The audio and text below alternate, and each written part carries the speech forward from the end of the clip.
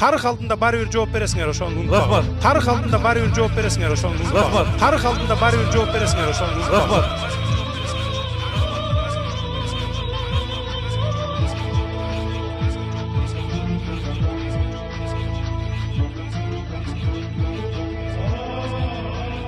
Мен ушуну айтайын дегеним, урматтуу депутаттар, Мегакомдон күнүнө 2 миллион доллардын тегерегинде выручка түшөт. Күнүнө 2 миллион доллардын тегерегинде выручка түшөт. Каяктагы бир инвестор деген ат менен шылуундарга берген атабыз.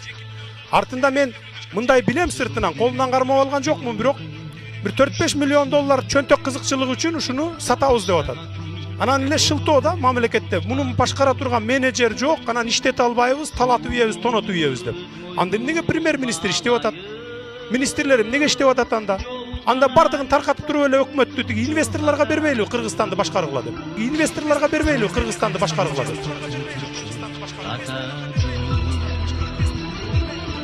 Жазда башкан желтибесин абайла. Алтын жумуртка тууп берип аткан тоокторду сатып атасыңар да мындайча айтканда. Алтын жумуртка тууп берип аткан тоокторду сатып атасыңар да мындайча айтканда. Тарых алдында бары бир жооп бересиңер, ошону унутпагыла. Рахмат. Тарых алдында бары бир жооп бересиңер, ошону унутпагыла. Рахмат. Тарых алдында бары бир жооп бересиңер, ошону унутпагыла. Рахмат. Ошон үчүн урматтуу депутаттар, каршы бериңиздер буга. Болбойт мындай, талатып тоноткон. Каршы бериңиздер буга. Болбойт мындай, талатып тоноткон. Болбойт мындай, талатып тоноткон. Өткөзүп эле атабыз. Мына азыр 45-чи маселе болуп, дастан өтүп кетти. Дастан өтүп кетти. Сата элек эмнебиз калды мамлекетте? Биздин мамлекет эле калды сата элек. Мамлекет эле калды сата элек. Баккенди саталы, бага албай калдык, коргой албай калдык деп. Кудай сактасын. Ошон үчүнчү мындай да көлдү, нарынды сата алганда. Ай, урматтуу депутаттар. Ай, урматтуу депутаттар. Дастан прибыль берип аткан предприятие. Эмне үчүн сатышыбыз керек?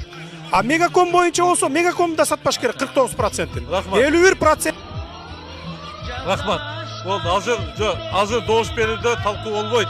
Сиз талкуу өтүп кеттиңиз. Сунушуңуз болсо айтыңыз. 2 мүнөт дагы бербейм. Сунушуңуз болсо айтыңыз. Конкретный сунуш кандай? Мен баары регламент боюнча кеттим. Бөкөңөрдөн курпайм. 3-үncü микрофон. Конкретный сунуш. 45-чи маселени кайра добушка коюңуз. 45-чи маселени кайра добушка коюңуз. 64 менен түшүнбөй басып койду көпчүлүгү. Рахмат. 64 менен түшүнбөй басып койду көпчүлүгү. Рахмат. Урматтуу төрага, урматтуу депутаттар. Мына Мегаком боюнча, анан Дастан боюнча сатылсын деп колдоп бердик, э? Мына урматтуу өкмөттүн өкүлү Тайырбек Сарпашев, Темир Сариевдин предложениялары менен кирип атыптыр. Парламенттин колу менен жасап атасыңар ушунун баарын. Умышленно билип туруп, парламенттин колу менен жасап атасыңар ушунун баарын. Умышленно билип туруп. Тарых алдында бары бир жооп бересиңер, ошону унутпагыла. Рахмат. Тарых алдында бары бир жооп бересиңер, ошону унутпагыла. Рахмат. Тарых алдында бары бир жооп бересиңер, ошону унутпагыла. Рахмат. Мен таң калам. Ошо каршы берген депутаттарга таң калам. Бүгүнкү күнгө чейин 15 жылдан бери карай 260 тонна алтынды кумтөрдөн ташып кетип, бизге 1 тонна 400 килограмм алтын калтырыптыр. 1 тонна 400 килограмм алтын калтырыптыр. Мына кыргыз элинин пайдасы деп. Ушуга кантип чыдап отурасыңар? Кантип ушуган дитиңер барып добуш берип атасыңар? Кантип ушуган дитиңер барып добуш берип атасыңар? Андан сырткары 77 тонна күмүш алып кетиптир. Андан сырткары 77 тонна күмүш алып кетиптир. 1 килограммы биздин Кыргызстанга калбаптыр пайдасы. 1 килограммы биздин Кыргызстанга калбаптыр пайдасы. Кайсы бетиңер менен ушуга добуш берип атасыңар? 1 килограммы калбаптыр. 2000 Эми мындай да урматтуу депутаттар, чындык мындай ачуу болот. Угуп туруп, укула. Урматтуу депутаттар, танапес. 3-cü микрофон. Урматтуу төрага, процедура боюнча менин толук акым бар 2 мүнөт сүйлөгөнгө. Андан сырткары 15 мүнөт лидер фракция катары мен толук укугум бар. Менин башымды кесип коюшуңар мүмкүн, но бирок тилимди кесе албайсыңар. Менин башымды кесип коюшуңар мүмкүн, но бирок тилимди кесе албайсыңар. Бул менин мыйзамдуу укугум. Эгерде оскорбление болбосо, Ирина Карамушкинага эгерде кыргыз мамлекетинин тагдыры баары бир болсо, мага баары бир эмес.